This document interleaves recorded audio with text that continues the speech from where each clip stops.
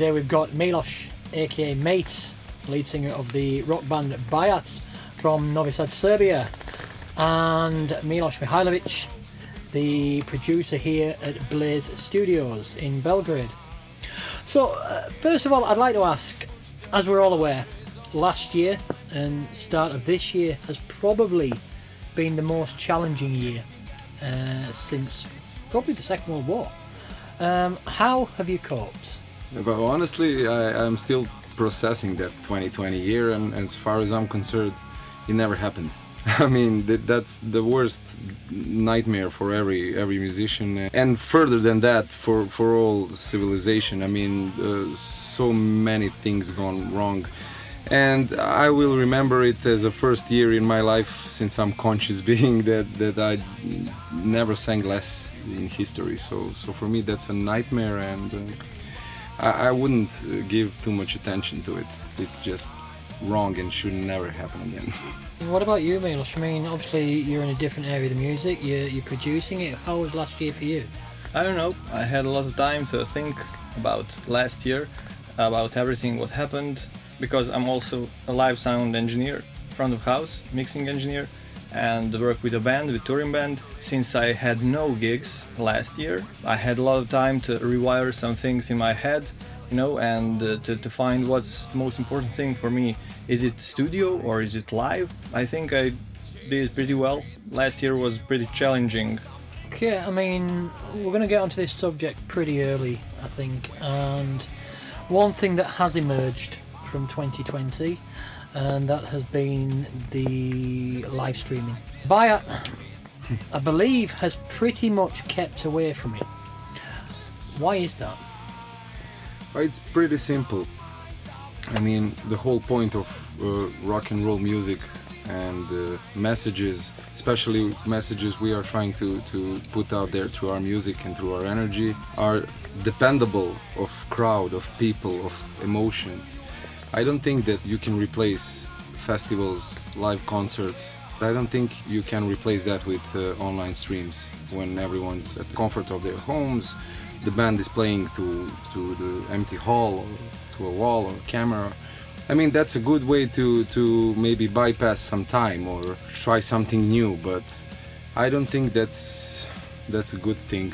I don't think it's even possible. For me, I don't believe in that. I don't want to do that, because the whole point of what I'm doing and what I'm believing in is spreading the energy, making new energy with new people, new contacts, new countries, traveling. I mean, that's the whole point why I'm in this business, and that's hanging out with people live. I don't think we can do that digitally, and as far as I'm concerned, so far, I would like to stay away from it.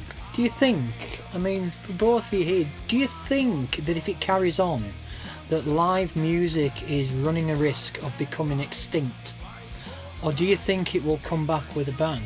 I don't think that live music will ever extinct, because live music is authentic and it's a unique experience. If somebody is trying to tell us that live music is going to be replaced with live streams, that sucks, you know, because that's not okay, really, because live music is live music. You go into crowd, you're in the middle of a lot of people, you're yelling, you're screaming, you're singing, you're like, you know, jumping, bouncing between people, you know, that's a unique energy and unique experience.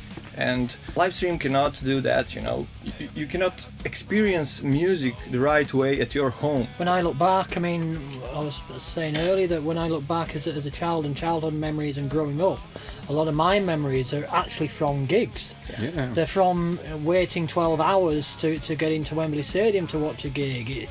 It is the going to a festival where you're camping and there's 5 of your mates around a campfire after the performances are finished, and you're all kind of jamming and having fun and drinking, and with all you know, everyone's in the tents and stuff, and it's kind of those memories that I look at as well. I mean, are those the kind of memories that you guys have when you look back? Yeah, honestly, as a performer, because I did the cover songs before and played in a lot of bars and stuff like that. I saw so many friendships made, so many marriages made, some friendships ended. I mean, it's literally a small life of its own creating in those bars with people and everything. And when you participate in creating that kind of energy of love, respect, happiness, tears, whatever, you know, that's something you cannot explain and you just cannot replace with anything. That's just something you have to live and feel it. Looking at BaYaT at the moment, a lot of your fan base is actually America, the United Kingdom, you know, parts of Europe, Australia. I mean, we've even seen a lot of streams in places like Indonesia, Singapore, South America. Nice. It begs the question, is it difficult to be a rock band in Serbia? That is the most difficult thing you can choose in last, let's say, 20 years, if not more. I mean, everything here is, someone say it's not all that bad. It isn't, you know, people are great, the energy is there, everything is there. You can find people who are still normal in these crazy times. But the political side of it is a little bit darker, and unfortunately it affects us musicians and culture itself, you know. I don't like to interfere in politics. I'm a musician, I'm not a politician. But when someone interferes with my job and doesn't give me space to say what I have to say or just to offer what I have to offer, then yeah, I mean, it is really difficult. There are no bars, no medias, no record labels as far as I know, you know, so it's challenging on a lot of levels. Now, you're working on your second album at the moment, I do believe is titled Purge. Me too. What is this album about?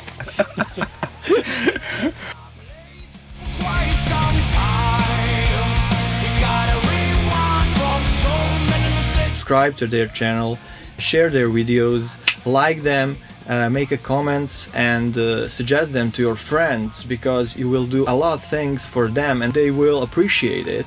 Do the same for Studio Blaze and Milos Mihajlovic.